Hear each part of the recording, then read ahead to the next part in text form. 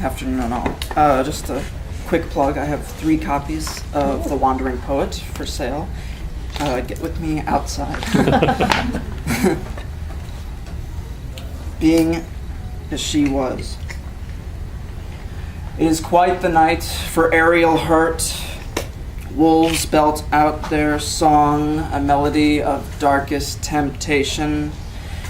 The everlasting one rises, fog drapes her hideous form, a lurching terror.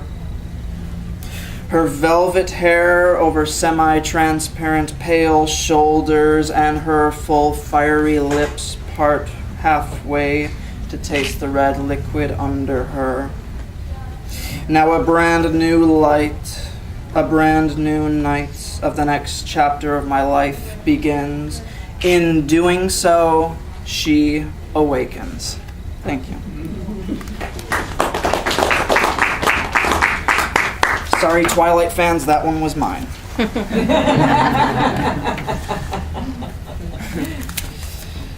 This one is called Silent Mentor to Dr. John Gorman. Whoa.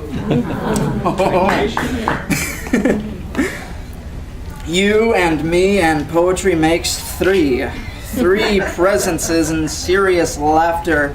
Chicago, the home of the contemporary Sandberg, perfectly passionate poet on the high-rise. The tower unleashes crisp symptoms of a clear day and monopolar season change in the changing scenes.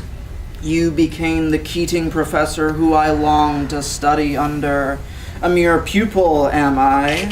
Face thy destiny and laugh into Galveston's ocean as it welcomes you, urging you to become a permanent impact on the Lake of the Clear. A Wallace Stevens dissertation completes and enhances higher academic causes. Enter the wizard of the tricolored celebration of words inside the mod. Necklaces to all who embrace that very theme. You and me and poetry makes life beneficial. Beneficial to the literary masters that block themselves from any further creations. The books, friend, the books. They chronicle lives of many. The colleagues and students thank you graciously. We are forever under your tutelage. Who else could turn Ulysses into the subliminal land of mysticism? Who else could walk the land and raise such underlying power with one austere smile and Elizabethan chuckle? Read the craft and absorb the works of peers, a legacy of loved and undocumented lectures/lessons told by tongue. You and me and poetry makes crystal clear sense. Thank you.